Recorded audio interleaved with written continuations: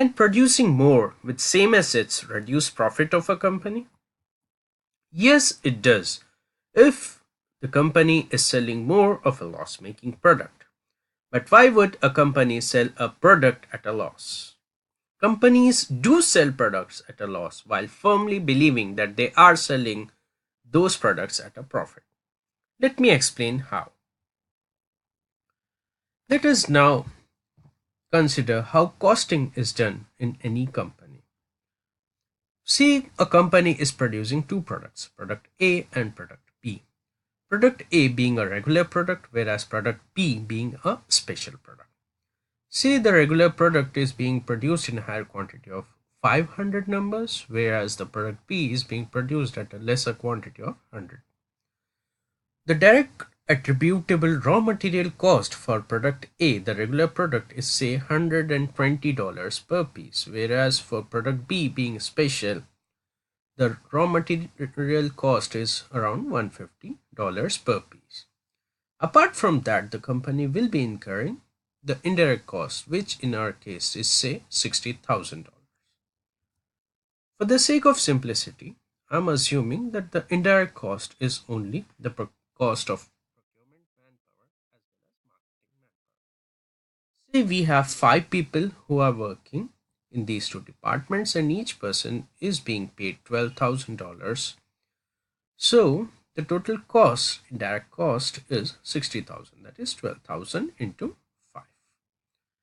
Now coming to the indirect cost that is being attributed to each of this product, how do we go about attributing the total cost to these two products? So the total cost 60,000, it is out of it 500 by the total number of pieces being produced, that is 500 by total being produced 600. This cost is attributed to product A, whereas 60,000 into 100 by 600, that is 100 pieces being produced out of total pieces being produced 600. The indirect cost attributable to each of these two, product A and product B, is 50,000 and 10,000 respectively. In other words, the indirect cost per piece for both the products is same.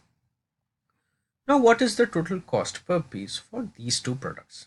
So for product A it would be 100 plus 120, that is $220. And for product B it would be 100 plus 150, that is $250. Assuming that selling price for these two products is say $300 and $500, the profit that these two products are making is $80 and 500 minus 250, that is $250. So now you will see that the product B being special is giving us a lot of margin, and because of that the management will have entire focus on product B rather than product A, because product A is regular and it's giving lesser profit. Excuse me. But is this costing correct? Let us dig a bit deeper. For digging deep, we can look into another type of costing called as activity-based costing that was first suggested by Robin Cooper and Robert Kaplan. So, for product B, the indirect cost that these two products have are to be looked into. See the indirect cost of these 5 personnel. For the product A, only one person is being dedicatedly deployed for procurement of raw material of product A. Whereas because product B is special, 2 people have been deployed in the procurement department to procure raw material for product B. In a similar fashion, the marketing personnel also, out of the 2 people who are working for the marketing department, only one person is spending half of his or her time for product A's promotion, whereas one person has fully dedicated her or his time for product B, as well as the second person also has dedicated half of his or her time for product B. If you consider that, then for product A, only 1% that is 12,000 and half person that is 6,000. Only 18,000 is attributable to product A.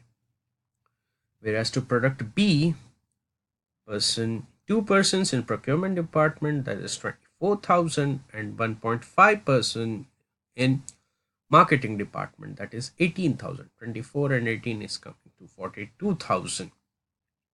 So the indirect cost is not 100 and 100. Rather, the indirect cost for product A is 18,000 by 500, that is 36. Whereas for product B, it is 42,000 divided by 100, that is $420. So total cost per piece is 36 plus 120, that is 156. 420 plus 150, that is 570. So, assuming the same selling price, we would realize that the profit per piece is 144 for product A, whereas product B is actually being sold at a negative margin of 70. Though we were assuming that the product B is being sold at a very high margin, it is in fact being sold at a negative margin. This indirect cost distorts the overall profit margin without the companies knowing it. Say, in terms of the trucks being utilized, the transportation being deployed, or say the office space being deployed for particular product A or product B, is usually divided in terms of quantity or in terms of volumes, it is tons. But if you factor the activities that is being done for each product, then the real cost comes out. I hope I was able to clarify the difference between usual costing and activity based costing, and how activity based costing can help us to know the correct profit margins of each and every product. Thank you.